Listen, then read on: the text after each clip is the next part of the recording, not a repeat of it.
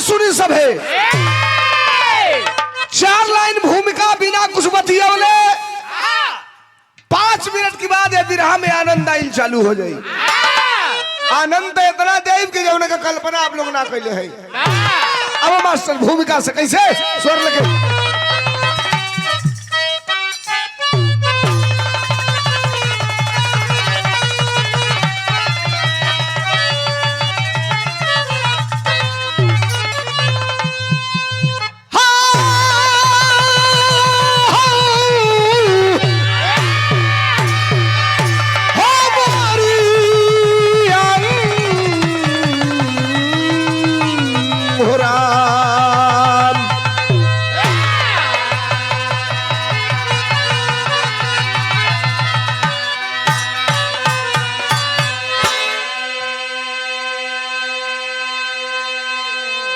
एक लाइन पर हमरे गौर कर जाई।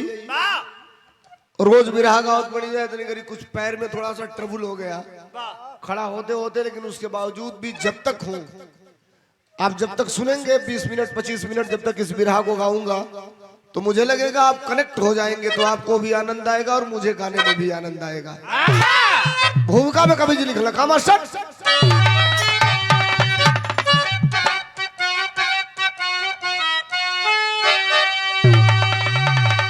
अरे कौआ न बोली, सुनिए लोग, कौआ न बोली कोयलिया का बोली, असुअर न जानी कबो मखमल बिछौना, गदहा न जानी कथा भागवत के, कुकुरे बिलारी कहोई न गौना, भले मूर्ख के सर बना जाई सहरा, ए भैया गोहरा पर कैसे अरे चली रेलगाड़ी, अकिल बड़हन होला कि बड़हन भैंसिया, ई अंतर न जानी कबो मूर्ख या नारी।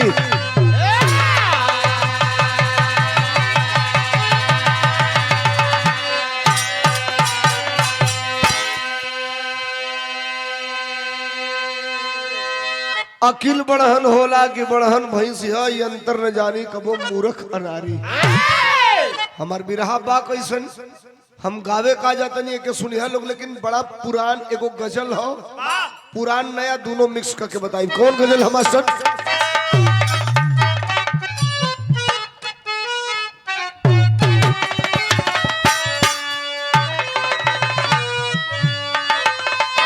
तरस तो पुरान बा लेकिन में बड़ा रस बा के एक बात, हाँ एक बात अरे कहूँ सजनी, गठियाले चुनरिया में, एक बात कहूँ सजनी गठियाले चुनरिया में, बिना मोल कभी की जैबू माया के बजरिया में। 40 साल पहले के भी रही है के गावल, आज के डेट में एक नई गीत आई लिया हमन के एक कन्वर्ट कर दिले हैं जका मास्टर के फूलों सा अरे बदन उनका कांटे हैं जुबानों में। अब तनी सुन जाओ बिरहा में कभी ने कितना बढ़न भाव लिखा, मैं बिरहा कैसा गा रहा हूँ, हाथ जोड़ा हूँ आपसे तो 15-20 मिनट सुनिएगा। कैसे मास्टर? अरे कोई जोड़ी, अरे कोई जोड़ी अरे नहीं होला जग में तकदीरिया का, और हिला के जग में तकदीरिया का,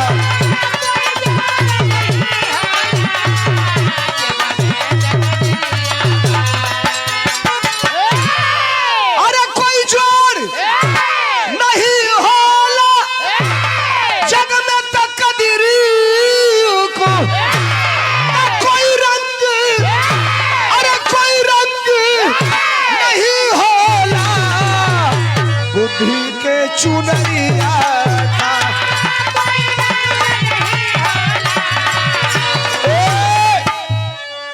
ताकल करो हमारी समय एक मिनट आधा मिनट बढ़ जाए तो कम समय में हो जाए। अब सुनिए हम गाने क्या जा रहे हैं, हमार कहानी कैसन बा। हर राजा रहला हर का राजा देखिया शुरुआत बा कवि ने बड़ा अच्छी बात शुरुआत के लिखा। पुरनिया कहावत कहो का कहो मास्टर,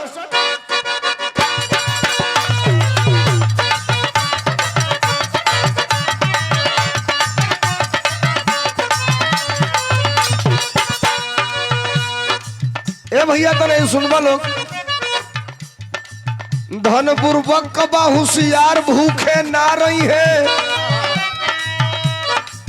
धन पूर्वक कबा होशियार भूखे ना रही है, अकल वाला के कबो पढ़ल लिखल ना पई है।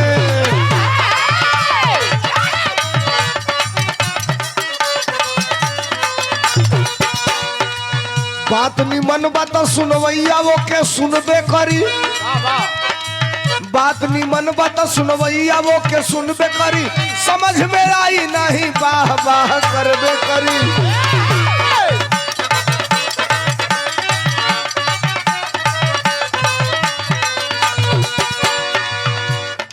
रहे एक गांव मंगरू धोबी का बसेरा बा, बियाह भइल लेकिन जिंदगी में अंधेरा बा।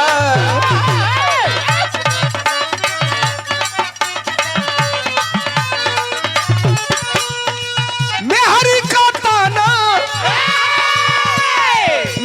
ताना जिगर छेद के वही पार भइल।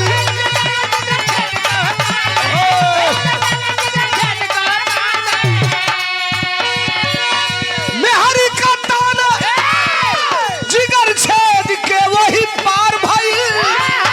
24 कैरेट कहाई कह के उ तैयार भइल।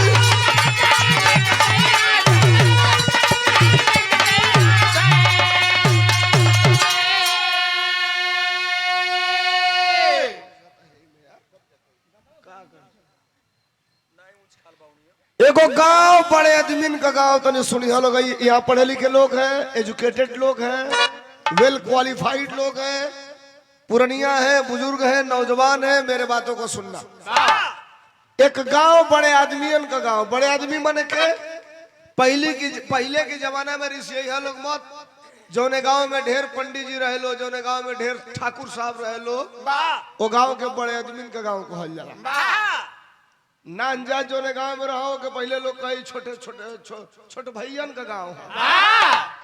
हम ओरिजिनल बात बताओ तो नहीं, तब बड़े आदमीन का गांव, लेकिन बड़े आदमीन की गांव में पहले जमाना में ही होखे कि दूसरे गांव से एक घर लोहार, एक घर कुहार, एक घर धोबी, एक घर प्रजापति, एक घर मदेशिया, एक घर चमार,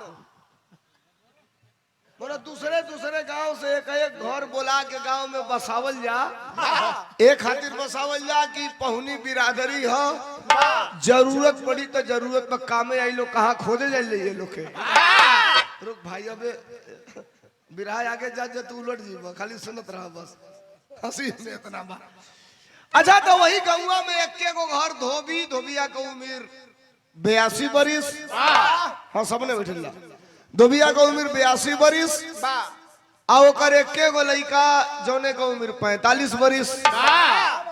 गलती ई हो गई है भैया लोग, धीरे से ये लोग, गलती ई हो गई है कि आज ले जवन धोबिया का लड़कवा रहे ओकर नाम रहे मंगरू, मंगरुआ का उम्र 45 बरिस हो गई, आज ले तिलकहरू ना आइल। सुना हो ए मोछ वाला काका, सुना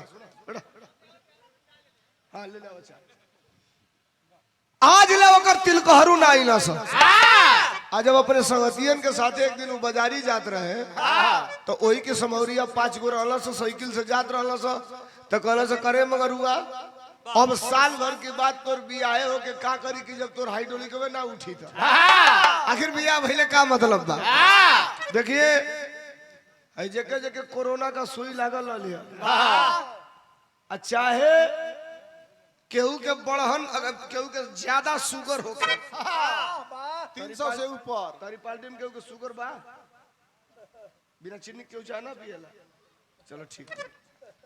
शुगर जगह ढेर रहता उ शुगर 3 चीज पर जोर लगा देता भैया। कौना कौना चीज पर भैया असर दिखा देता शुगर 3 चीज पर। पहला तो अगर 300 से ऊपर बात है, आंखी की रोशनी मध्यम होके लगतिया, चश्मा लग जाता।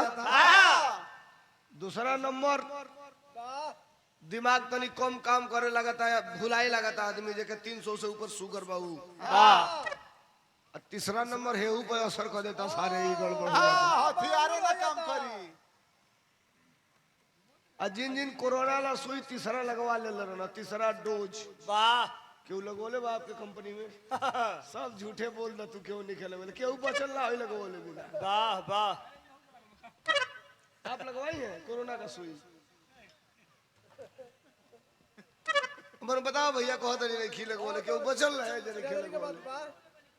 अरे एक को कह दे लगोले बनी। वाह अरे बिरादरी के बात बा।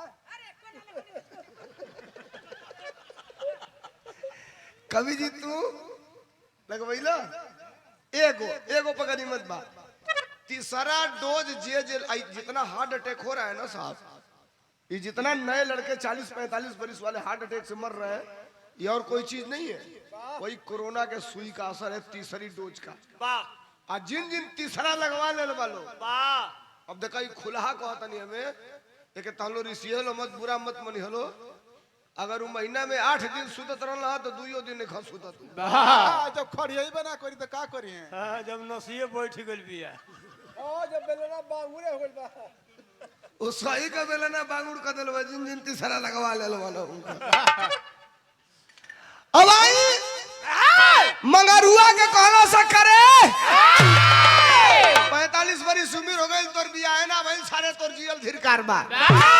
अब सुना लो, गोइल मेडिकल स्टोर पर भैया हमारी और दिमाग, गोइल मेडिकल स्टोर पर आ सल्फास एगो दवाई मिलेला। सल्फास जानत नहीं सब ना, गेहूं में डालल जला वो बांध के कि घून ऊन ना पड़ी ऐसा।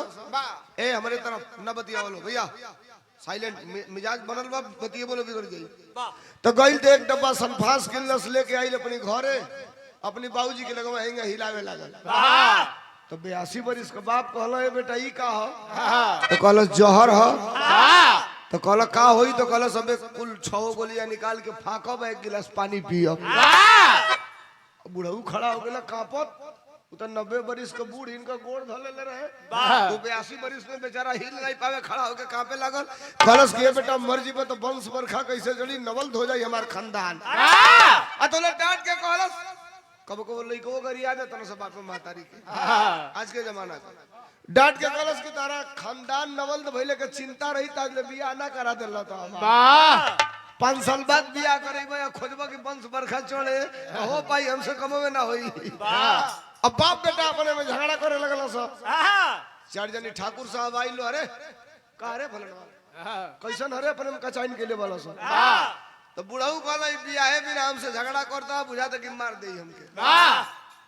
उ कहला से सुनो लो तो लो जालो अपनी घरे, मारब ना इनके, हम अबे इस सल्फास खाई पानी पियब हम मुअब। बाबू साहब कहलो ई सारे अगर मर जाई तो ऐसे ढेर बेइज्जती हमनी के बा कि ठकुरन की गांव में एगो धोबी बियाहे बिना मर गई। तब 5 जनी रहलो, कहलो भाई सुन एगो काम कर, तोर बाप 45 साल ले बियाह ना कइलो, ठीक हमनी के 1 हफ्ता का मौका दे, हमनी के 1 हफ्ता में तोर बियाह करा दे। ना करावे ले तो मर जाई है। अब करो उम्मीद जागल की बुझाता हम पंच बराबर हो खो। हम मान गई। आई 5 जनी बिहाने मोटरसाइकिल उठाओ लो, अपने अपने हित ही चली गई लोग। तो एक जनी बाबू साहब अपने ससुराली गई, अपने ससुर से कहला रौरी गांव में कोनो धोबी बा, तो कहला का होइया? तो बोलाई तनी को काम बा। तो उनका ससुर बोलौला धोबी आके, तो उ आके कहलस पाहुन नमस्ते, बताई का हाल चाल बा?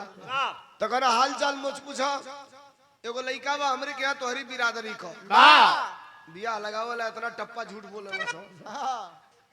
कहला लड़का डुबुल एमए पास किया है। डुबुल में डुबुल एमए लड़का का 3 मंजिला घर है, कूलर लगा है, हर हर हर हर हवा देता है। लड़का एकदम शानदार है, कपड़ा तो पहनता है तो लगता है कि मूर्ति खड़ी है। ए धोबिया कलस आगे बोलिया तो बियाह करे के बा, कोनो लड़की बियाह तो ऊ कलस की लामे जा पियासन मरो, हमार खुदे को लड़की बियाह हम के बीए करावत हनी तो कहला तो बियाह तय, लड़की दिखावा, लड़की पसंद पड़ जाई तो बियाह तय। ऊ कलस हम इतना महंग बियाह ना कर पाई, 3 मंजिला घर, एसी, कूलर, हम कहाँ उतना दहेज दे पाई। तो बाबू साहब कहना लड़किया अगर पसंद पड़ जाई तो बिना दहेज लिए हम बियाह तय करा दे। 3-4 बिरादरी के लड़की लड़का बड़ा निक लागे ना सब, भाई साहब कैसनो कपड़ा पहनना सब, कैसनो कपड़ा पहनना सब, अगर ढंग से ताक के हंस दस तो भर में कई जानी माटी ले ले लोग अब ढोए के।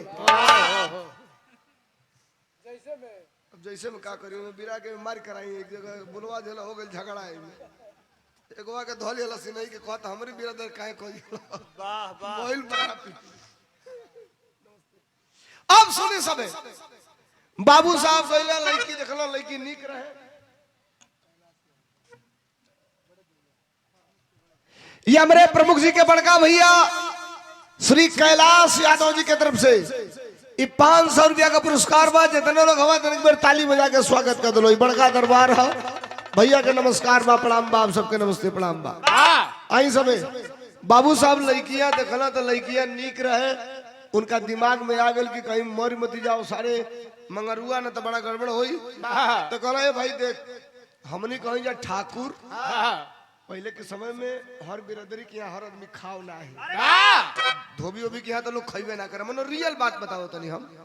तो ऊ कहला कि 1 टाली राशन अब 12 गो हलवाई हम अपने भेजब, सब बड़े आदमी आई ते बियाह कर, तो तोर लड़की पसंद आ गेल भी, हमनी के सभा पर लगा दिहले। पंडित बुला के पतरा दिखा के कहला फलाना तारीख के बाराती आई, ऐनी आइला तो मगरुआ से कहला पठेब तैयार हो, फलाना तारीख के तोर बाराती जाई। अच्छा तो गांव भर अपन अपन डीजल पानी भरवा के चलल मगरुआ की बाराती, बियाह भइल। पहले इतनी गरीब फार्चूनर में दुल्हन होती है, पहले डोली में आवे, 4 को कहा डोली लेके दुल्हन विदा करके चलना सा। ये बाबू साहब गौवा भर जान के लला सके, बाबू साहब वो फराड को के बियाह करावत आई, असलियत जान के ले लड़की वाला तो बियाह ना करी। तो ये बाबू साहब के घरवा का मेहरारू ई सोचली सो कि हमारे घरवा बता के 3 मंजिला दिखा के बियाह करो ले बना, तो कहीं ऐसा न हो के यही घरवा में धोबिनिया लेके ढुका दो, बसले के दुआरे पर मूसर खड़ा हो गई सो। आने बाबू साहब कहला कि भइल बियाह मोर करबे का, कारण से कहना कि ए डोली लेके मंगरू के घरे, अब ले के मंगरू के घरे डोली उतरना सा। मंगरुआ का घर 18 बाई 36 के एगो पलानी, आधा पलानी में 12 मोटरी कपड़ा वही रेही में सौनल लाद के धइल रहे, आधा पलानी में 5 गो जानवर 5 गोड़वा बढ़ाई लला सा। 5 गोड़ का जानवर नहीं खा देखले। अब चला उजियार होई कहियो तो कहीं अगर लोग जाई तो 5वां गोड़ पकड़ा दे, पकड़ के ओके बढ़िया से देख लिया, टूनू मदेसिया के धरा दियो, ओकर खाली वो अलवा ओकर नीचवा के टपवा ओकर 5वां गोड़ वाला बड़ा बोलायम रहे। वाह वाह नहीं तो बोरनटवा ये तो पहिनो। अभी मेहरारू घर में गइल, कहती है दादा हो दादा बाबूजी कहला हो कि 3 मंजिला घर बा, भैया भक भक गधा का लीज बसा दिया, ओकरा ही बुझाओ कि कहीं हो सकेला 12-1 बजे के बाद साइत होके दूसरे घर में ले जाए के। यानी मंगरुआ 4 बजे से सूरज भगवान के 12-13 बेर गरिया भइल बा, कहता आज 1 घंटा पहले ना अन्हार को सकत रहल हो, 45 बरिस की बात तो मिलत नेवाल करके, आ तू तनले वाला कि 7 बजे अन्हार करब, तने हुआ कमुआ हो जाई। खैर अन्हार भइल, मंगरुआ भीतर गइल, दुल्हन का घूंघट उठौलस, जगह लतही गाय गाय गाय गोड़ चलावली सो होइंगे मेहरारू झटके हेंगे बाई फैलौलस। मगरुआ कलस का हरे, कलस बिहाने अपन भाई बाप बोलाई चल जाइम नहीं हरे, कलस का है तो कलस हमार बाप कहले ना 3 मंजिला घर बा, एसी लागल बा, कूलर लागल बा, टाइल्स लागल बा, जोले घर ना बनवाइबा, जोले एसी कूलर ना लगवाइबा, टाइल्स ना लगवाइबा, तोले हम ना रहब तोहरी साथे। तो मंगरुआ कहला देख हमऊ 10 गो मर्दे में कम मर्द हई, सब व्यवस्था करब तोके राखब, तोके जाए ना दे। और वही राती का निकलल, वही गौआ में एगो उस्मान चाचा बना उनके लगे गइल। टेलर हम कहल तोर लगे जितना कपड़ा बा सगरी मिला के एगो टोपी सीधा। तो 9 रंग का कपड़ा रहे, 9 के मिला के उ एगो टोपी सी दिया। बस 9 रंग का टोपी लेके मंगरुआ निकलल बा। पहला तरज बिरहा के लाग गइल। कौन तरज है मास्टर?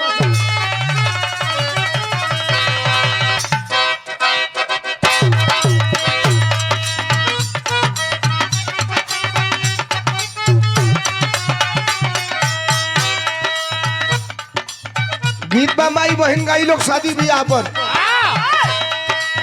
सावन मासे समधी काहे ना आईला,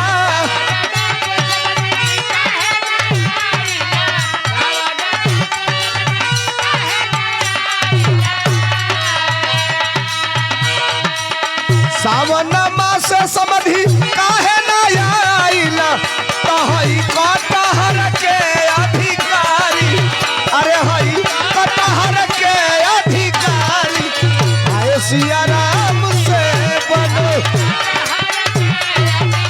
एक बराबर सामने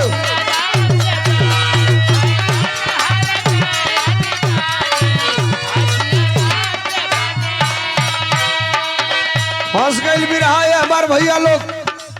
9 रंग का टोपी मंगरुआ सिया ले लेबा।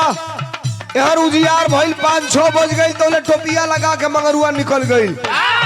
मेहरारू ताना मरले बिया कि जब ले व्यवस्था ना करबो तो ना रहब। टोपिया लगा के चलल कहा मास्टर, टोपी लगाई नवा रंगिया मंगरू चाली भइले,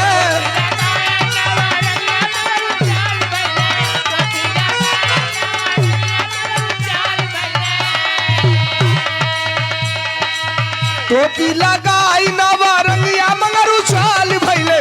तयब आहाई गइले राज दरबारे, होयब आहाई गइले राज दरबारे, बस सब लोग हवा आई गइले राज दरबारे।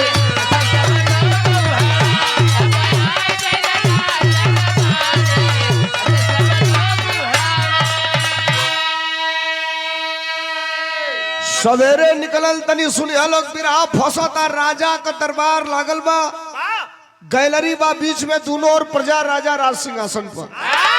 9 रंग का टोपी लगा के वही गैलरी में घुस गई। अक्सर देखले हो कब सबे विचित्र आदमी, विचित्र कपड़ा, टेढ़ टाढ़ आदमी देख के लोग हंसे लगेला। आज ले 1 रंग 2 रंग के लोग टोपी देखले भाई, 9 रंग का टोपी उहे राज के धोबी की कपारे पर देख के लोग हंसे लगल कि सारे कहां से पगला है आ गई। तोले राजा का नजर पड़ल, कहला मंगरू यहाँ आओ। मंगरुआ गइल तो राजा कहला करे सारे दुनिया 1 रंग का टोपी लगावेले, 2 रंग का लगावेले, ते 9 रंग का टोपी काहे लगोले वाले रे? हई देखा मंगरुआ का कहता राजा साहब 11 साल 4 महीना और 17.5 घंटा तपस्या करने के बाद ये टोपी बनी है। देखा सारे फराट के झूठ बोला। राजा कहला 11 साल तपस्या करने के बाद ये टोपी बनल बिया। मास्टर सुनिए तो कहला सो तब कहीं से दिया में टोपी बनल बा। तो राजा कहले टोपी का खूबी का बा? कहला खूबी तू अबे खूबिया नहीं खबूझ पावत 9 रंग की टोपी का। राजा कहला कौन खूबी बा बताओ? तब बतावत बका बताउलस, टोपी लगाई स्वर्ग लोक ले हम देखी राजा,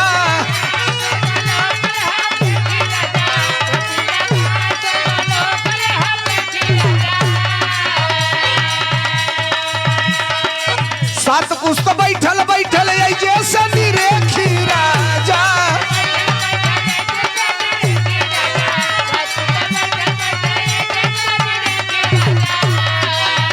रोजे कौरी देवता पीतर से यारी, हो रोजे कौरी देवता पीतर से यारी, अरे से सब लोग कौरी देवता पीतर से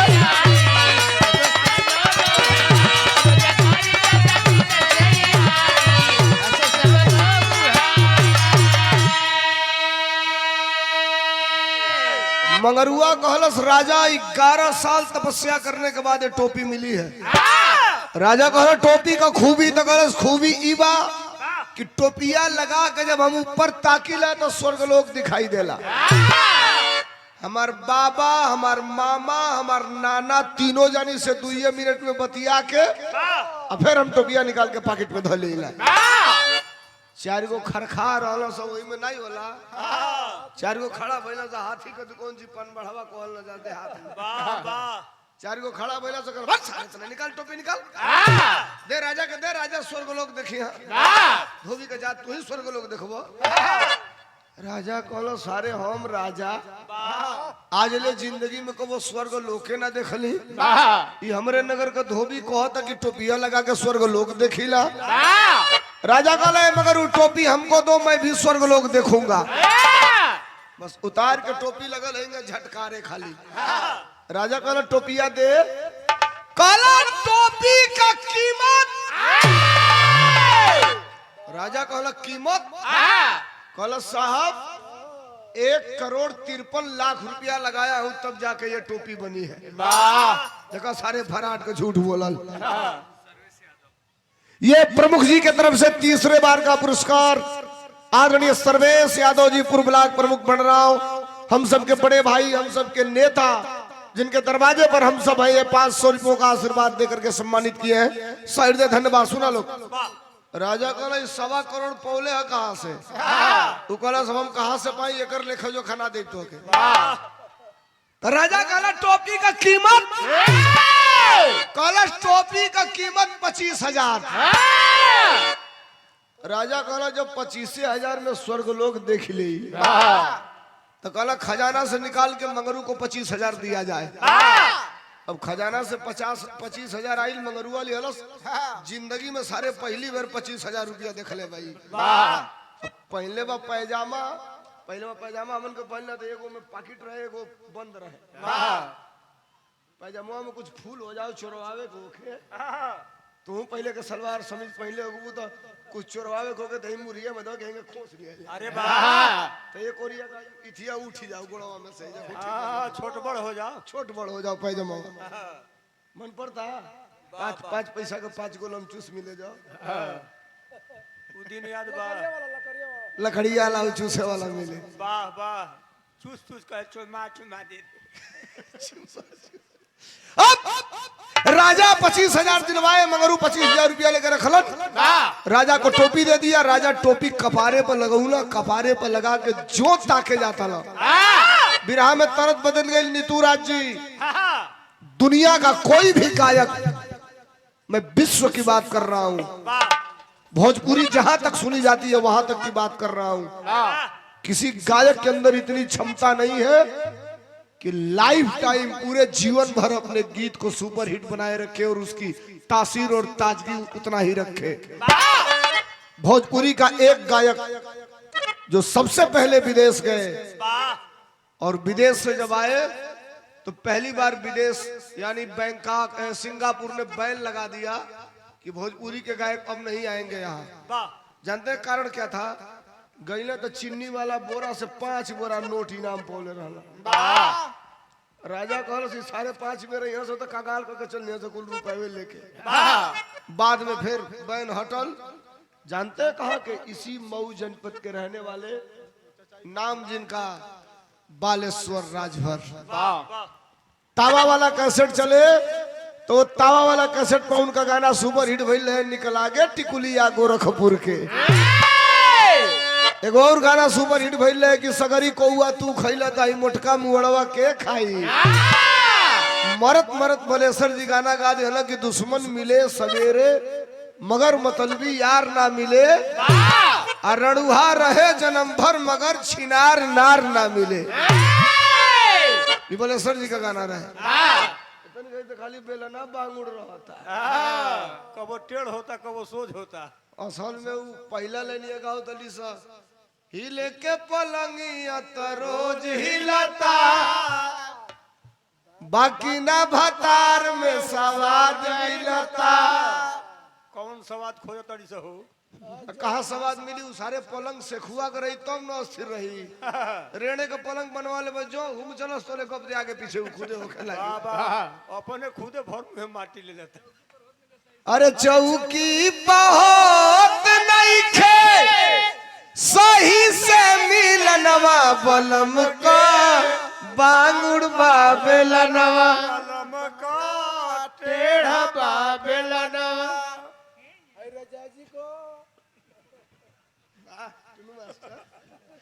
एक छोड़ जा बलेश्वर जी का एगो तरज जोन आजो भी रहा में गवाता जबले धरती रही तबले उ पुरान ना होई बलेश्वर जी एगो तरज गौले रहल का गौले रहल मास्टर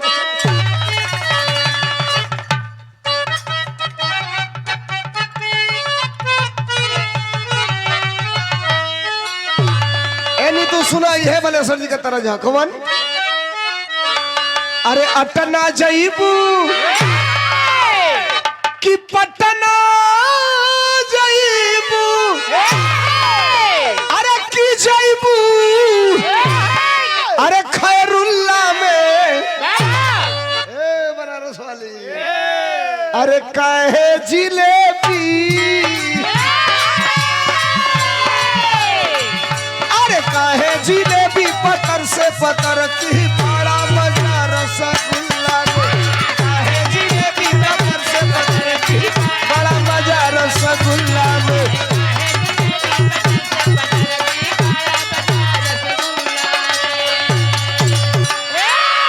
भाई सुनिए राजा से 25,000 ले लियलस पाकिट में धो लियलस राजा टोपी ले लियलस स्वर्ग लोग देखे काते तनी अब हाथ जोड़े तनी दिमाग हमारे तरफ जो राजा कपारे पर टोपी लगा के ऊपर ताके जातड़न तो ले डांट के आवाज दिया ए राजा खबरदार राजा मुड़ी नीचे कइला राजा कहला का हरे कहला टोपी का खूबी नंबर 1 मतलब कहला टोपी का पहला खूबी है टोपी में कई गो खूबी बा राजा बुझिए नहीं खपावत कहला कौन खूबी बा बताओ तो कलश देखिए मैं साफ साफ इस बात को बता रहा हूँ का बताऊलस मास्टर कहलस की भरल सभा में उ राजा से कहलस अरे बात देई समझाई हो ए राजा अरे दो गला जे होई अरे दो गला जे होई सुना ये राजा ओके स्वर्ग ना देखाई हो दो गला जे होई सुना ये राजा ओके स्वर्ग ना देखाई हो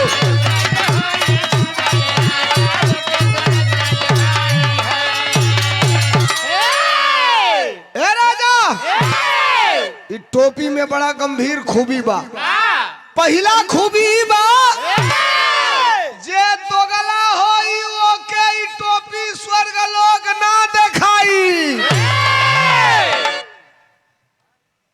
अब काहे के राजा ऊपर ताका मुड़ी हेंगा ऊपर उठोले बान तोले कब दे नीचे तो चला करी बहन की तो फसा देना सारे ई कहता जे दोगला होई ओके टोपी स्वर्ग लोग ना देखाई मुड़ी नीचे करके लगला मन पारे कहतल हमारी खानदान में तैसन गड़बड़ी आगले कहीं भइल नहीं खे हमारी माई के बारे में तैसन कहीं सुन आइलू नाइल नहीं खे इशारे कहता जे तो गला होई ओके स्वर्ग लोक ना लौकी हम तो राजा हैं तो टोपी लगाई राजा मुड़ी उठवले और सिवाय आकाश कुछ देखहु ना पवले ऊपर तकला तो सफा हवा खराब खाली जोन ही लौकतिया लौकत कुछ नहीं खे नगर का लोग जनता पीछे खड़ा दिया चिल्लातिया राजा की जय महाराज की जय महाराज सही सही बोलिए कहां तक स्वर्ग लोग दिखाई दे रहा है अब पीछे से मंगरुओ रे ललेबा कहता सही सही बोलिए हमारे धंधा बिजनेस का सवाल है स्वर्ग लोग लौकता कि नहीं राजा कहला लौकत तो कुछ नहीं खे जो कह दियानी कि नहीं खेल तई सारे हमारे दरबार में हमारे लोग के बीच में हमके दोगला साबित कर दे। पूरा हमार राज का लोग कही कि रजमे दोगला बा। और जो कह देता नहीं कि लौकता तई सारे 25,000 लेके फ्री में चल जाई। राजा कहला हे मन 25,000 जाओ तो जाओ, हम दोगला बने होने ना जाई। राजा कहला मगरू प्रसाद हमारे फूफा दिखाई दे रहे हैं, अब धीरे धीरे हमारे बाबा भी दिखाई दे रहे हैं। तो झट दे गर्दन पर हाथ लगा के मुड़ी उनका नेवा की टोपी उतार लिया। बस 2.5 मिनट के बाद एक कामे करना बंद कर देती है टोपी। निकाल के 2 बार झटकार के पॉकेट में धैलस। राजा कहला तोरी बोइन की 2.5 मिनट 1.5 मिनट ये सारे। अब राजा कपारे हाथ धो के बैठ गई लो। कहलो सारे ही कहता कि टोपिया जे पहिर के ऊपर ताकि जे दोगला होइयो के ना लौकी। कहलो साहब आपने स्वर्ग लोक देख लिया, हमको बड़ी खुशी हुई है कि आप स्वर्ग लोक देख लिया, अब हमको जाने दीजिए। 1 कदम गई मगरुआ, 2 कदम 4 कदम। अब तो राजा के देही से तर पसीना चुआ। सारे हम दोगला हैं कि कहता हम तो खाली इज्जत बचावे खातिर कह देनी कि हमके लौकल हो। राजा कहला मगरू मगरुआ फिर लौट के कलस बोलिए। राजा दिमाग लगाउला कहलो देख भाई हम तो राजा है तो हम स्वर्ग लोग देख लिए। हमारे बाद ये राज का 2 नंबर सबसे बड़ा मालिक जानते लगे हो के तो मंत्री। तो कहलो तब तो कहलो देख अकेले हम देख ले। तो मंत्री कही कि राजा अकेले देख ले ना स्वर्ग लोक। हम चाहते नहीं कि मंत्री भी स्वर्ग लोक देखे। तो कहलो तो बुलाइए मंत्री को। मंत्री तो पूछ पाओ नहीं खेल असली खेल आइल। मंत्री कहलो क्या है। तो राजा कहलो स्वर्ग लोक दिखाई दे रहा है। मंगरू टोपी दो। लगल टोपिया हिलावे। राजा कहला टोपी दो भाई। कहला टोपी का कीमत। राजा कहला ना 25,000 देनी है ना साहब। अलग अलग आदमी पे अलग अलग रेट है इसका। अब बिना पैसा का अगर टोपी ले लेंगे हम दे दे रहे तो काम नहीं करेगी। इसमें इतना इसको व्यवस्था से बनाया गया है कि पैसा देंगे तभी काम करेगी। अब तो फंस गई ना राजा। राजा कहला अच्छा टोपी की कीमत कितना। कहला 2 नंबर के टोपी की कीमत 50,000। अब राजा किचकिचाई कहला सारे हमसे 25,000 ले रस मंत्री से 50,000 को आता। अब फंस गई अपने जनता के बीच में। कहला 50,000 खजाना से लाके दिया जाए। अब मंगरुआ के लगे 50,000 रुपया आई। अब मंगरू के लिए कितना रुपया हो गई। कितना हो गया रुपया।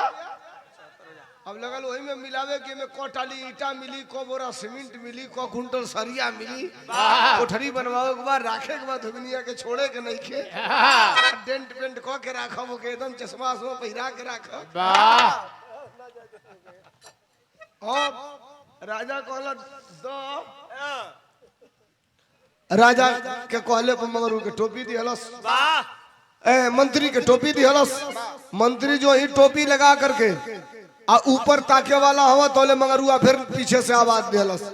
कलश मंत्री साहब खबरदार। टोपी का खूबी नंबर 2। कौन खूबी हो। मंत्री तो पूछ नहीं कर पावा। तो कलश के साहब मंत्री साहब आपसे क्या बताऊं दूसरे नंबर का खूबी ये है कि जे चुगला होई जे चूतिया होई ओके टोपी स्वर्ग लोक ना देखाई। अब कहे के मंत्री ऊपर ताके। मंत्रियों मुड़ी नीचे कैलस कहलो साला आज तक मैं इधर की बात उधर कभी नहीं किया। कोई गुप्त सूचना इधर से उधर बताया नहीं। इशारे कहो था जे चुगला होई जे चूतिया होई ओके टोपी स्वर्ग लोक ना दिखाई। अब टोपी लगा करके ऊपर मंत्री साहब तकले हम तो सबसे पहले रजवे पीछे से बोला था मंत्री सही सही बोलना तुमको कहां तक दिखाई दे रहा है। जनता कह दिया मंत्री की जय हो। आप बताइए कहां तक दिखाई दे रहा है। अब मंगरुआ कहता तो मंत्री सही बोलिया तुम्हारे इज्जत का या हमारे रोटी का सवाल हो।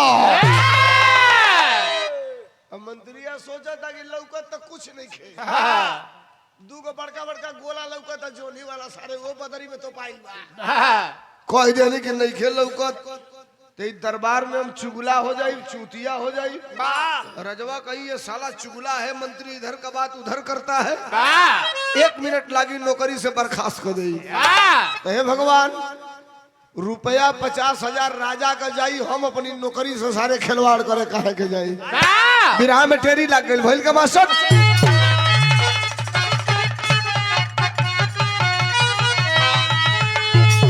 अरे मंत्री का जन्म गाढ़े में पड़ल बतिया साज का हम लग लागी तनवा मारे बतिया साज का हम लोग लागी तनवा मारे मंत्री का जन्मा गाढ़े में पड़ल बिरहा सीरियस हो गई हाँ, मंत्रिया ऊपर तकले बा राजा कहला सही सही बोल मंत्री कहला राजा साहब हाँ, जहां तक आपको दिखाई दे रहा था वाह उसे 3.5 फुट ऊपर ले हमके लौकता हाँ, और जो कहलो 3.5 फुट ऊपर ले तो ले फिर इनकी गर्दन पे हाथ धके मुड़ी नेवलस मगरुआ टोपी उतार लेलस कहलस राजा साहब अब हमारी आदत है रोज 2 बजे मैं लंच करता हूँ 2 बज गया है मैं जा रहा हूँ लंच करने भाई नहीं तो हमारा शेड्यूल गड़बड़ हो जाएगा हाँ, देखा सारे भिकमंगा का खाए के ठिकाने नहीं के कहा था मैं 2 बजे लंच करता हूँ अब हम चल रहे हैं हाँ, राजा कहला कि सारे लंच करो चाहे जवन मन करे तवन करो मतलब उसे नहीं खे हाँ, मंत्रिया कहता कि तो ऐसे 3.5 फुट ऊपर ले लौका था हाँ, आ हम तो इज्जत बचावे खातिर कह देनी कि हमके स्वर्ग लोक लौकता लौकत रहे ना हाँ, तो एकर मतलब मंत्रिया के लौकता था आई एम दोगला हम सही का दोगला बानी हाँ, अब तो बैठ गए रजवा बीपी इतना हाई भइल कि तरतर तरतर पसीना फिर रजवा कहलस अच्छा राजा राजा होता है कहलस फसले बनिया व्यापार करेला कहीं हो सके कि हमरे नियर मंत्रियों सारे बोल दे लोग के जगह हम बोला था फिर कहलस मगरू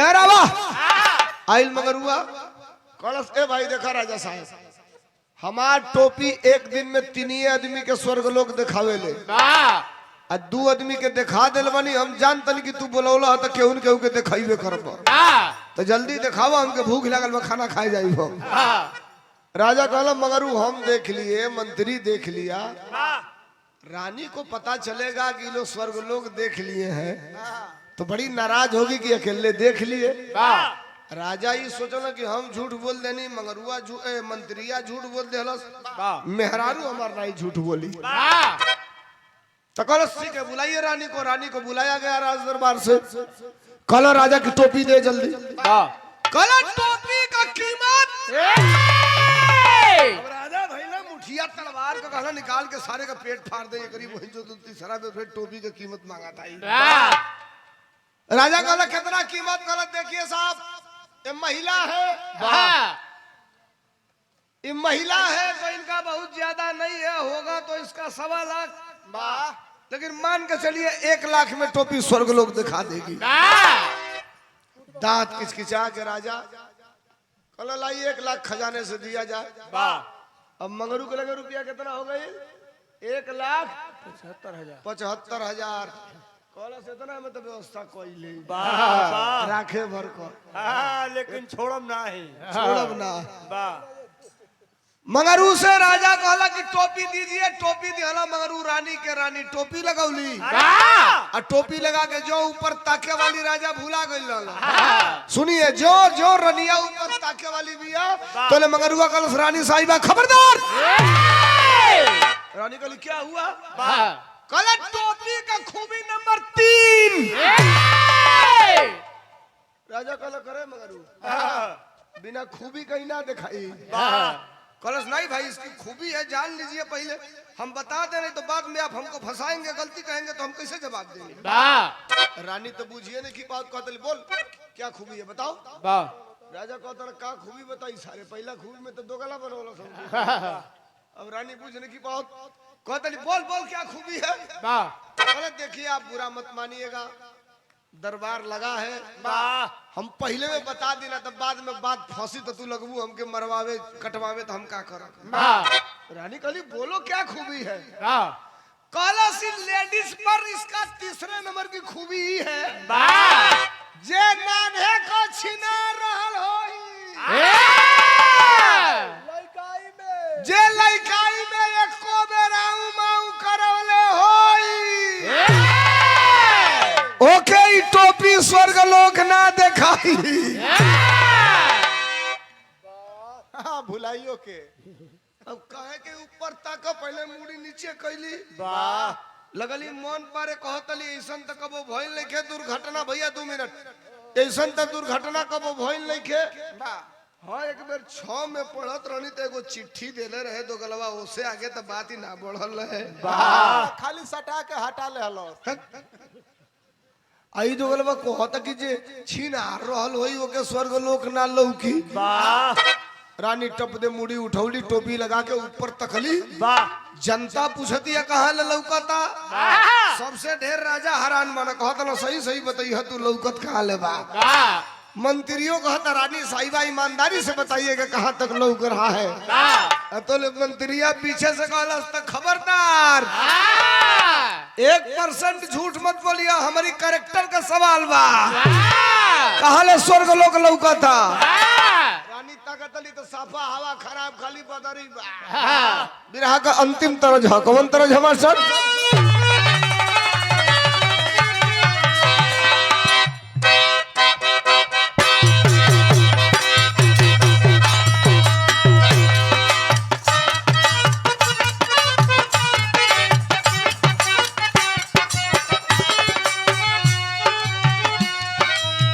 तरस तो पुरान बा रस बाय में।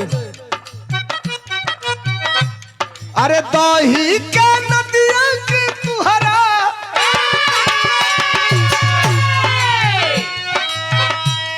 अरे दही के नदिया के तुहरा बिलारी रखवार भइल राजा।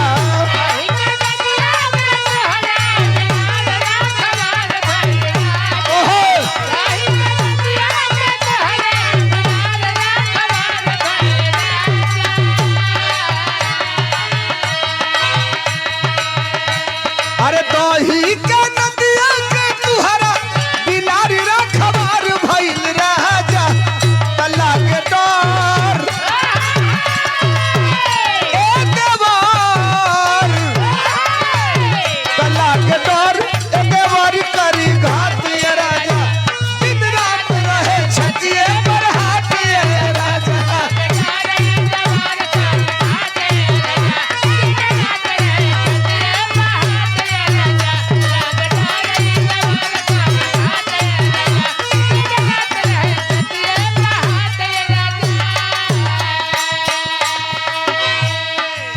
जब सबे पूछा था कि रानी बतावा स्वर्ग लोक कहाँ ले लौकता तब रानी राजा से बतावो तनी का बताउली। अरे दोनों जानी से भी आगे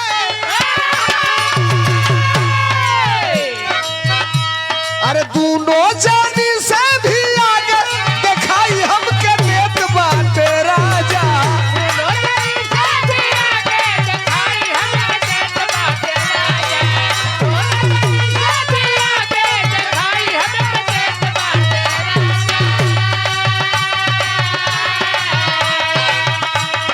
दोनों जानी से भी आगे दिखाई हमके देत बाटे राजा। तलौकता तुहर घर खानदान ये राजा लौकता तुहर घर खानदान ये राजा। ओया होत बाटे खूब नाच गान ये राजा।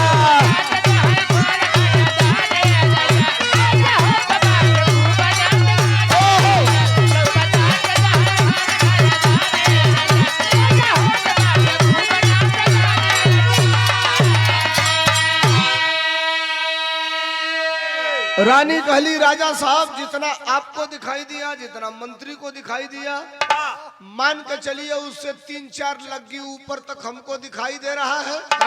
हमारे ससुर जी दिखाई दे रहे हैं हमारे नाना दिखाई दे रहे हैं हमारे मौसा दिखाई दे रहे हैं।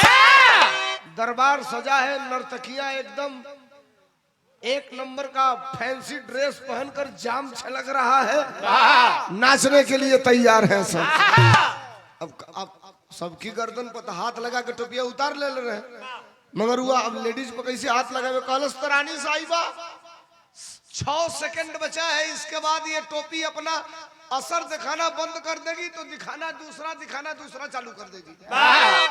रानी निकाल के टोपी फेंकली तो गलवा ले टोपी अपन थे, ई दिखावे चाहे मत दिखावे। वाह टोपी बिटोरलस पाकिट में धइलस।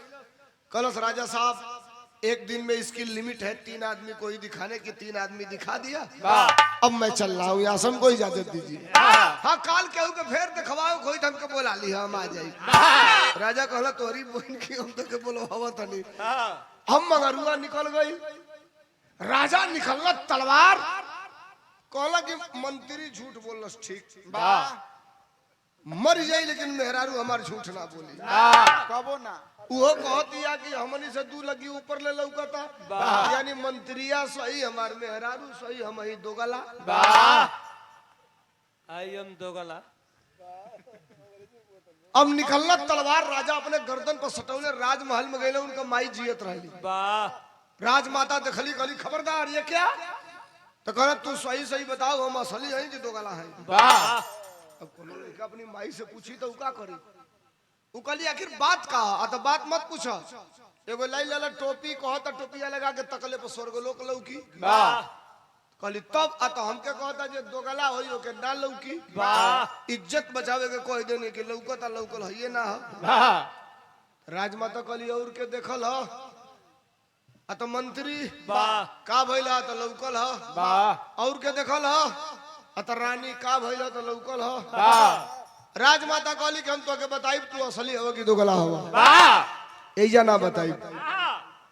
दरबार सजाइए, पूरे नगर के लोगों को बुलाइए, आज जोन टोपिया लेके आई लला ओके बोलवावा, ओकरी समन्वय हम क्लियर करब कि तू असली हवा की नकली हो। तलवार हटावा। अब राजा तलवार म्यान में रखे, अइलन पहले गांव में डुगडुगी पिटाओ, तो डुगडुगी पीटे के अलगे बिरादरी के लोग रहे। ढोलक वाला वही बिरादरी का।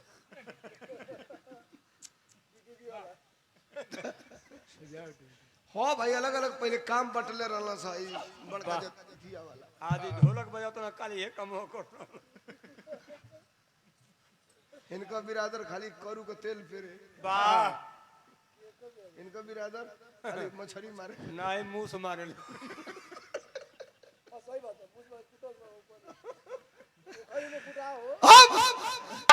अब सुना बिरहा कहाँ गई लला? राजा कमाई, राजा आइला डुगडुगी पिटवौला की 1 घंटा में सब लोग राज दरबार में हाजिर होइए। और 2 गो सिपाही बोलौला, सुनिया लोग, सिपाहियन के बंदूक लेके कहला कि तुम लोग जा लो, 1 घंटा में कौनो का मंगरुआ के खोज के ले आवो लो, चाहे जहां गई होके। आए सारे को देखो इतना ढीठ भाई कि नगर के राज के बाहर निकलल तो पुअरा का पुजवट गाजल बनाई, पुअरवा पीट के गोले का जा जला। ए भैया बैठ जाओ, नहीं तो सर का धीरे से मत बतियाओ, बिगड़ जाई बिरहा। ए भाई जाकिर, ए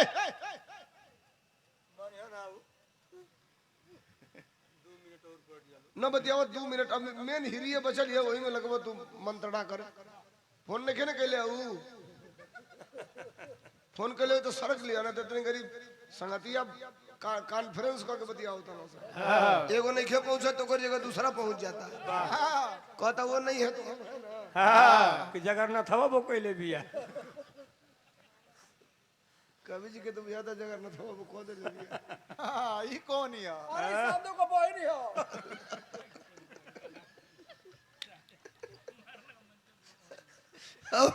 बात पर आइए। अब राजा साहब 2 गो सिपाही बोलौला, कहला कहीं से किसी भी तरह 1 घंटा में ढूंढ के लाइए। मंगरुआ रात से बाहर निकला, वही पुअरा का पुजवट गाजल बा, वही पर सुत गइल बा, उताने सुतल बा टंगरी पे टंगरी चढ़ा के। सोचे था मुरहार होई तो घरे चलब, धोबनिया से कहब कि ले 1,75,000 लाइल बनी, मन करे तो घर बनवा ले। अच्छा तो यही में डाल ले। पैसा हाँ, बहुत तालो इंजीनियर वाला लो भाई तालो ऐसे इंजीनियर कहाँ मिले रुपया वो धरे खाते हो जा रुपया का असली जगह दूसर वाला मेहरारून के अगर जइबा नया नोट दे दिया अगर तो के एक बेर चपत यहाँ से दो बेर चपत यहाँ से तीन बेर चपत यहाँ से फिर ओके चपत चपत चपत चपत रुको अब कहाँ चपता है फाड़ दो के चपत के करबो जो धराई लायक न रहे गजब हाल बा भाई चपत चपत जब लुड़िया के उनके गोल कर लिया तो तोहर लगे नोट रही तो पॉकेट में धरबा चाहे सदरी में धरबा चाहे पर्स में धरबा चाहे कुर्ता में धरबा मेरा उनके नोट मिले तो के चपत के लुड़िया के उठाइए एक ग्रामीण बैंक हो न चोर चोराई न चाई काटी तू कब हाथ डालने बोला कि ना ओई में बात दाते में काट दिया सो डाला तो काटी ले से दाते तो बुझल तू जा डाल बात पर आइए राजा तुको सिपाही भेजला मगर हुआ होगा उतान सुतल बा सिपाही खोजत जात ना सब परेशान हवा से कहां मिली तो ले लौकल लौकल तो चिल्लाइला सारा मगारू मगारू उतार वो देखा था वहीं में से कहता रे साला पुलिस पुलिस ये पुलिस कहाँ कहलो सिपाही लगा था हमार भंडा फूट गई बस एकदम सांस वस रोक के आएगा सीधा हो गई ये कितनो चिल्लाते न सकरिया हो तो जगते नहीं खे बस सिपाही चढ़ला सब बंदूक वाह पेश के उतान रहे तो लोग लटना से कब दे पिटकुलिया हो गई वाह फिर सांस रोक ले बा ये सारे मोर गिलकारे बस बंदूकी की कुन्ना से पखुरा पर वाह एगो हर से चार कुन्ना एगो हर से चार कुन्ना वाह पछवा कुन्ना जब मारे गएला से तो ले हवा के उछल गलस खबरदार इतना जानदार सपना देखत रहनी है तुम लोग साले आके हमारा सपना खराब कर दी कैसन सिपहिया कहलो से कैसन सपना जीवन में पहली बार तो ऐसा सपना देखा था साले आके तोड़ दिए तुम लोग 20 मिनट बाद नहीं आ सकते थे सिपहिया कहलो सारे मर्दे बताओ कैसन सपना देखत रहले वाह कहता सपना देखत रहली है कि राजा दुगो गणुआ भेजले बन हमके बोलावे खातिर वाह गड़ुआ अब काहे को सिपाही ऊपर टिका सा कूद के नीचे आ गिरा सकल से सुत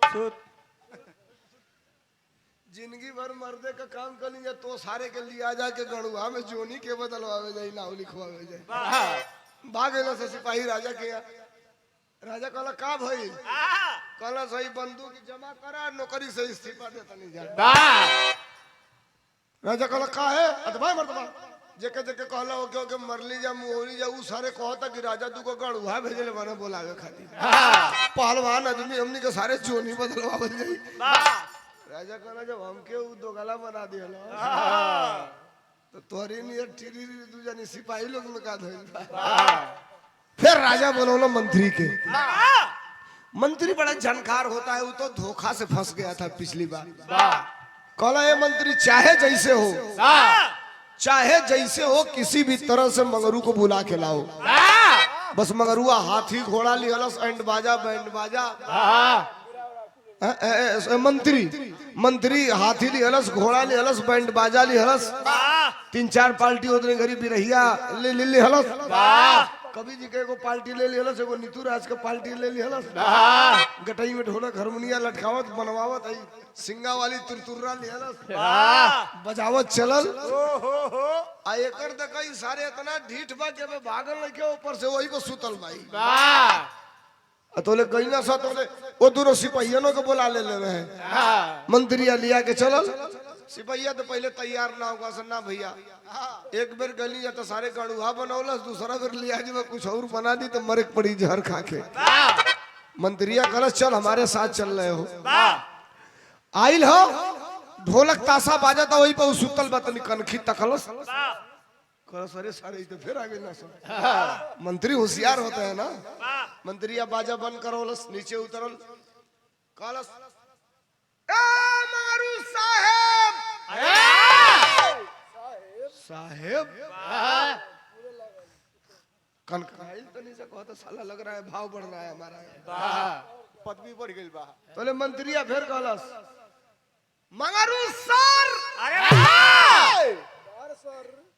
उठल मगरुआ झाड़ के कहता कौन अरे साला बात करने की तमीज नहीं है देखो ये मगरू सर कहता हूँ कहता कौन है बात करने की तमीज नहीं है इसका कहा राजा साहब आपको हाथी पर बैठा के ताशा बजाते हुए बुलाए हैं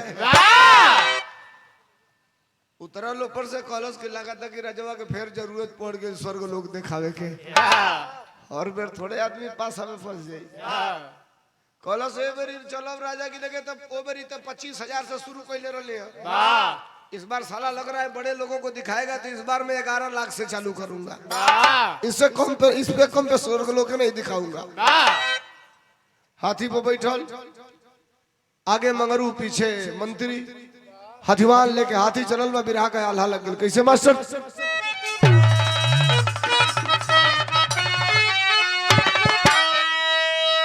जब बजाने को हो टुनू मास्टर अगर रुके रहे 5 मिनट हम हारमोनियम मास्टर नहीं है हमसे जानकारी ले लीजिए तो हवा पूरा भर के रखा जाता है जब भर के नहीं रखेंगे तो शुरू में बजाएंगे कमजोर बजेगा बाद में जाके तेज होगा काम ही हमारी आपकी पहचान है काम के बाद कोई पहचान नहीं है बिना चश्मा के आयल वाला ओकरी बादो बिहाने 1000 लेके खट दे चली कमो से मुंह दे के धर दिया चलल हवा कैसे चलल मास्टर अरे हाथी पर सवार होई के हाथी पर सवार होई के चलल बा मंगरुआ भैया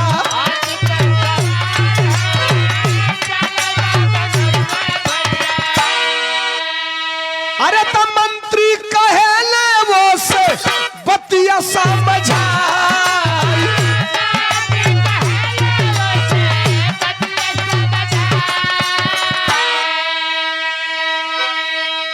मंत्रियों सोचा था कि सारे चाणक्य का फूफा भाई हल्लुक आदमी नहीं के सारे ही जाता ए मेरी तो 1,75,000 लेके आई ल रजवा बोलोले बा कहीं फिर रजवा के फंसा के ई सारे लमहर 10-20 लाख कट्टाड़ मत मार ले तो मंत्रिया सोचलस कि रुका यही के सेटियावा हमके तो खाली तनख्वाह मिलेला अगर 10-20 लाख कमाई तो में से 2% दे दी तो बाल बच्चन के फीस उसको आती हमरे हो जाई तो कनवा में कलस कि ए मंगरू साहेब आप बड़े आदमी हैं आपका क्या कहना है हमको तो खाली तनख्वाह मिलता है अगर राजा आपको कुछ देंगे तो 1% हमको भी मिलेगा उसमें कलो सारे साला तुम लोग भिखमंगे हो कार इस नगर में रहने वाले देखो सारे खुदे बड़का भिखमंगा भाई मंत्रिया से कहता कलो चल तुम अगर अब तुमने मुंह खोल दिया तो मैं तुम्हारी जबान नहीं काटूंगा कलश की राजा जवन दी हो वो में आधा तू हके दी हो देवो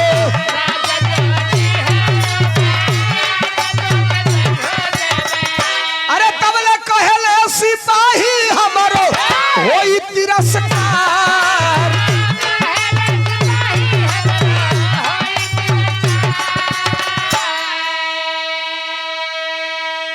मगरुआ कहलस मंत्री राजा जितना देंगे अब सुनिएगा 2 मिनट भी रहा और है और मेन हीर बची है राजा जवन दिया में से आधा तो के दे दे जब सिपहिया सुन लो सब दोनों कहलस ए मगरू साहेब ये पहला बेर आइल तो एक आधा दे देबो हमने के पहले बेर गड़ुहा बना दिहला हो करी बादो आइली है तो के लिया जाए तो हमने का कुछ ना भइल मगरुआ कहलो साला पूरा खानदाने ही भिखमंगा आए हैं सब रजवा के यहाँ से कहलो चल आधा मंत्री को दे दूंगा आज जो आधा बचेगा उसी में से आधा आधा तुम दोनों को दे दूंगा इतने कहत में आ गए सराज दरबार में उतरल हाथी पर से राजा राज दरबार में बैठल हुआ राज सिंहासन पर मगरुआ टोपी हिलावत बैठत आइल है राजा की लगे कहला साहब किसको स्वर्ग लोग दिखाना है और राजा गुस्सा से लाल कुछ बोलते नहीं तौले राजा का महतारी भैया देखा लो राजा का महतारी वहां से लिहले तलवार दौड़ल दौड़ल आ रहा आई के मगरुआ के गटई पर सटा देली रुको खाली बताओ कि टोपी स्वर्ग लोग दिखावे ला कि का होला बात इंग फंस गई बिरहा कहाँ बा दिमाग में बैठौले रहियो लोग इंग एक बेर बेलथरा रोड में तीन मुहानी पर रामलीला होत रहे पहले बड़ा रामलीला होके बेलथरा रोड में तो 10,000 15,000 का रोज भीड़ होके आज जहिया हनुमान जी या रावण का संवाद रहे वो दिन 4:30-5 बजे जात जात जे हनुमान बने ओकर तबीयत खराब हो गई तबीयत खराब ही भइल कि ओकर लूज मोशन हो गई पेट झरे लागल केतनो चीनी चाहपत्ती लोग खियावे इंट्रो क्यों नाल खियावे रुकबे ना करे सारे डायरेक्टे मार दे है ना जाओ आवे तो डायरेक्ट मार दे कोई वो कपड़ा खराब हो गइल है अब कमेटी वाला पड़वा सब फेर में कि दादा आज रावण हनुमान संवाद बा भीड़ 10-15 हजार को होई हनुमाने का तबीयत खराब हो गई कैसे आज रामलीला होई तो रामलीला में मेला वाला लागे तो घूमत रहला सा सोचत रहला सा तौले एगो जायसवाल बिरादरी का मदेशिया बिरादरी का बाबा धन्य हो मदेशिया एगो करिया झरना 8 का बनिया 80-90 किलो का खूब गदाइल सेठ महाजन जिलेबी छानत रहे देखला सो देखला अरे ई मिल जाई यार तो आज हमार काम चल रही हनुमान जी वाला अइले से करो से रुको कलस का तो कितना कमा लेला जिलेबी में तो कलस ये 250-300 फायदा कमा लेनी तो कहना से तो के 500 रुपया दिहल जाई भर पेट भोजन प्लस भर पेट भोजन वो कलस काहे के भैया आज रामलीला में हनुमान बने के बाद कलस भाई मजाक करता रहो हमके कुछ जानकारी वनकारी है ये नहीं कि हम कोने का हनुमान बनब का बोलब कमेटिया लगा से भाई देख अगर बनबे तो ठीक ना तो कल से तोर दुकान लगी ना आइया कल से मर हम का करब कल से ते कुछ मत बोलिए तो क्या हनुमान बना दे ले खड़ा रही है रवणवा कुछ पूछी तो ते खाली इतने बोलिए कि मैं राम का भक्त हनुमान हूँ 4 बार बोले के बाद उतने में रामलीला खत्म हो जाएगी तो कलो से मन चलो 500 रुपये वो मिलता है भर पेट भोजनो मिलता हनुमानो बने के मिलता एक टराई मारा ही है आइल बस भर दही के रुआ पोतला सो करी मुर्दा शंख पुअरा का पोछ बना के गमछी लपेटले से पीछे बगला से पहले पुअरे कर रहे पोछ हनुमान जी वाला मुंह लगौला सब वाह एक आदमी अलाउंसर आया पर्दा गिरा था पहले हमारा रसली खिंचाओ तो पर्दा उठा अलाउंसर कहलस श्रोता बंधुओं दिल थाम के बैठिए राजा रामचंद्र जी के अनन्य भक्त हनुमान जी महाराज पधार रहे हैं पर्दा उठल ये हलवाई आइल गदा लेके सारे 10,000 खाली मुड़िए लौकता कुछ होके चाहे मत होके सारे लइकन से कहब कि देख हम एक बार हनुमान बनल हली 20,000 लोग हमके देखे बैठल है लेके कदम मेला तो तौले फिर अलाउंसर आवाज लगौलस दिल थाम कर बैठिए आज इस दरबार में लंकाधिपति रावण महाराज पधार रहे हैं तौले 10 गो कागजे का मुड़ी बनौले 2 गो तलवार ले ले हिंगा चमकावत रवणवा आइला हंसता एक तरफ हनुमान जी एक तरफ रावण रावण कहा सारे दुष्ट अरे तुम कौन हो हलवाई भाई गदा ले ले कहा अरे दुष्ट मैं राम का भक्त हनुमान हूँ रावण और हनुमान जी है कमेटी वाला पर्दा के पीछे से कहता हूँ वाह बेटा बहुत सही जा रहे हो एकदम सही जा रहे हो यही बोलना है एक बार तो बोल दिए 3 बार और बोलना है 500 पक्का बा चल एक नदिया सजाओ तो ही बचल बाबू वो दे दिए ले तो के ले जाइए एकदम सही जाता ले फिर रवड़ा और से खड़ा भाई कहा सही सही बताओ तुम कौन हो और आ गए तले हनुमान का डाल कहा हम सही सही बोल रहे हैं, हम राम के भक्त हनुमान हैं।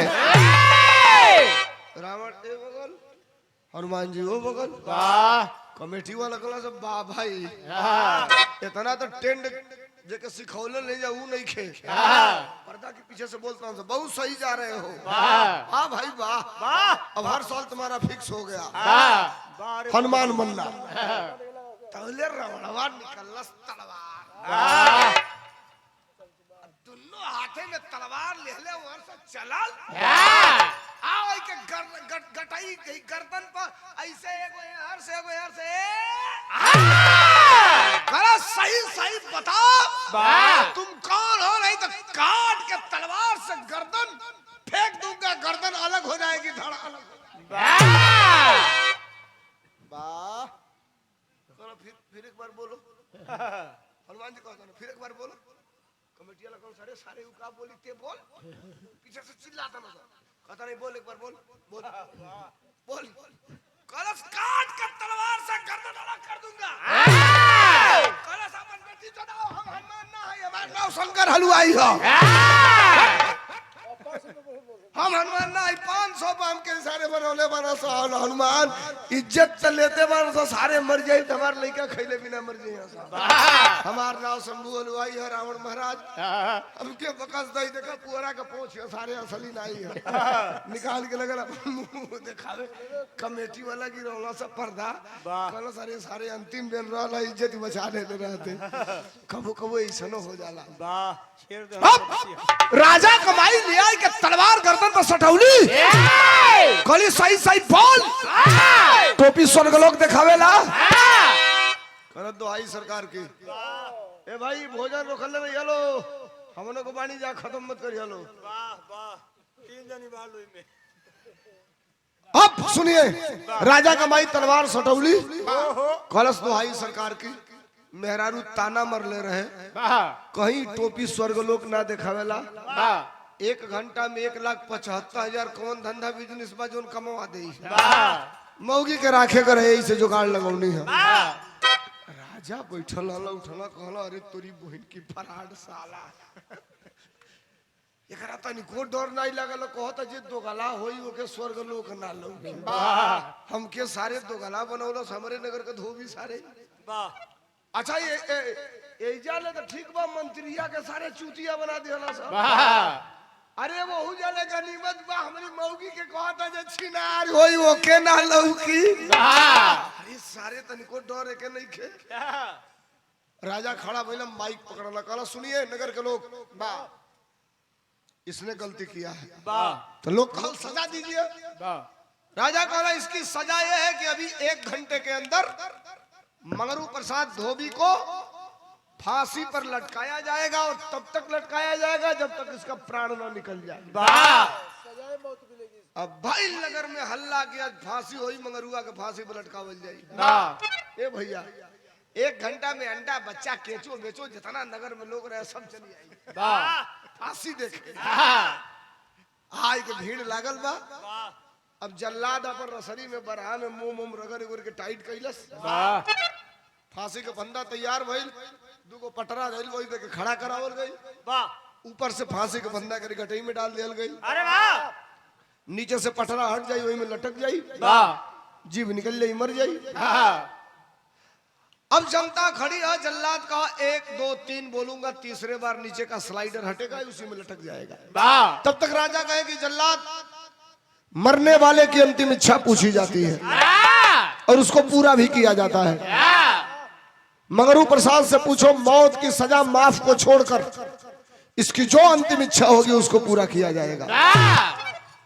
जल्लदवा आइल कलश की तुम्हारी अंतिम इच्छा क्या है? बोलो, राजा पूरा करेंगे मौत की सजा माफ छोड़ के।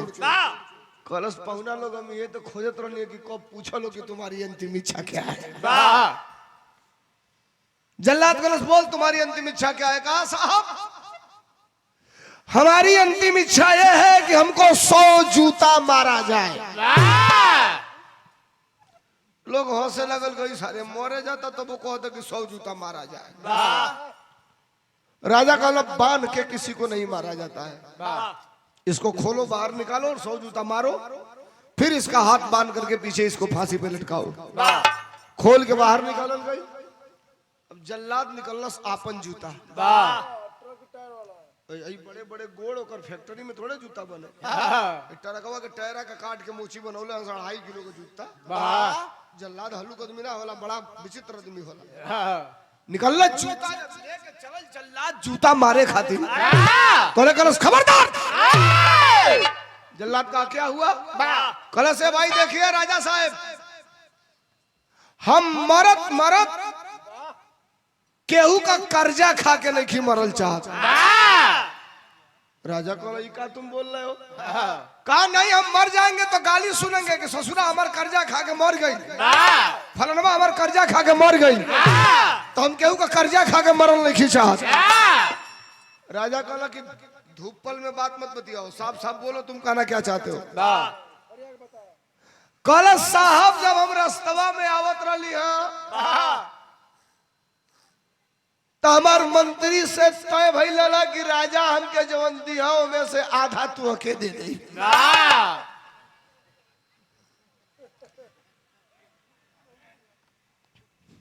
तो आप हमको दे रहे हैं 100 जूता, इसका आधा 50 जूता हुआ, पहले आधा मंत्री को दे दिया जाए। राजा कहला मंत्री तो कहला तो हम का जानी कर राजा कहला अगर ये कमिटमेंट पूरा है तो इसको दिया जाए। अब जल्लाद निकलस बड़का जूता मोर भैया। भाई भरल दरबार में पड़ाक 50 जूता मंत्री के मुंह फाट गई, दांत टूट गई, दांत फूट गई, विनाश हिंगा मुंह तो तले मंत्रिया कहला जिंदगी भर कबो दरबार में मुंह ना दिखाई। कौन मुंह दिखाई? नगर वाला कह सके ये 50 जूता पिटाई ले भाग गए मंत्रिया। जल्लाद चलल फिर जूता लेके कहला साहब बाकी लोग कहला से बहुत चूतिया आदमी हो यार तू। कहला से जल्लाद कहला हमको चूतिया उतिया बनाओगे तभी लटकाएंगे फांसी पर। कहला चल लटका। राजा कहला क्या हुआ? कहा साहब आधा तो मंत्री को हमने दे दिया, आज और आधा बचल का रहा जो दोनों सिपहिया रहा। ढोलक हारमोनियम वाला दोनों गड़वा हम अपन फोन काहे खोलता लाए इन्हनिए के दिया जाओ। हाय दोनों सिपहिया जो माना से कुल के कहल रहले कि जो आधा बची है कुल के दिया जाए।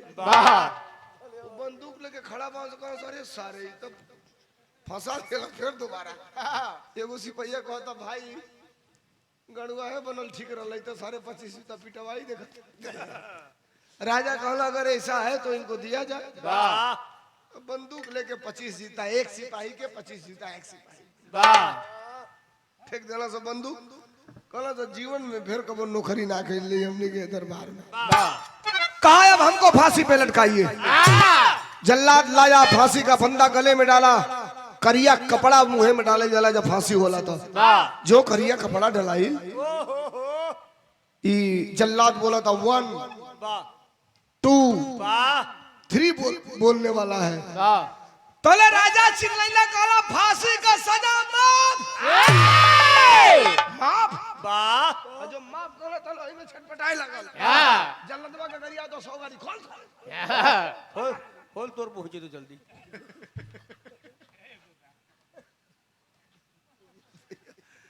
अब जल्लाद खोलस हाथ हो। कहा क्या हुआ? राजा कहला कि मगरू इधर आओ। अपने पास खड़ा किए और कहे नगर के लोगों आप आश्चर्यचकित होंगे कि मैंने क्यों फांसी की सजा माफ किया। एक काम करने जा रहा हूं, थोड़ा ध्यान से सुनिएगा आप लोग। लोगों ने कहा कौन सा काम?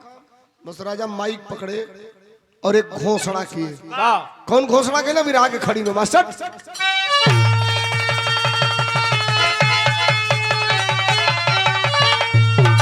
अरे आधा दिहले राजपाट हर साई राजा जी आय अपने राज का दिहल मंत्री बनाई राजा जी।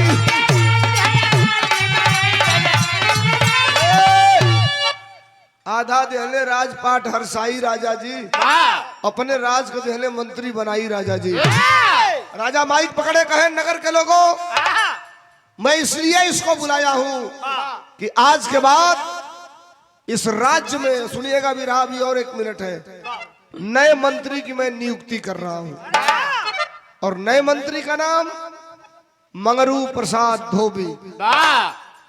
आप लोग ये सोच रहे होंगे कि इसने मुझे दोगला भी बनाया फिर मैं इसको मंत्री बना रहा हूं। इसको मंत्री बनाने का कारण जानते हैं?